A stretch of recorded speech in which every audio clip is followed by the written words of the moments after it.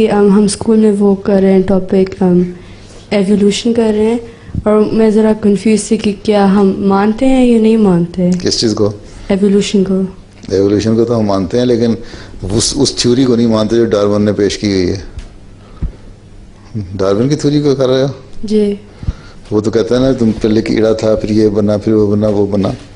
ये एवोल्यूशन नहीं है। इंसान ही था, और इंसान की अपनी एक पहले एक बुनियादी एक फॉर्म थी जिसमें से तरक्की करते करते करते ये इंसान बना। तो हम वो मंकी से हम नहीं, मंकी से नहीं है। मंकी से मंकी बनते गए हैं। एवोल्यूशन की एक चैप्टर है फराबी की किताब में, वो जाके पढ़ लेना, उसमें तफसील से थोड़ा सा लिखा हुआ है। जी। और मेरा एक और सवाल है कि ये डिटेल वाला जवाब है इसका। लेकिन ना हम मंकी से बने हैं ना कीड़े। वो तो कहता है ना एक बीटल हाथ में, एक साथ में बीटल है, एक साथ में बीटल है। ये बीटल जो थे पहले इसकी ये फॉर्म थी, फिर उसकी चेंज होता होता ये चला गया, इससे फिर ये फलां बना, और इसी से वो सबूत देने की कोशिश करता है कि मंकी बना और फिर मंकी से इंसान बना। ठीक है ना?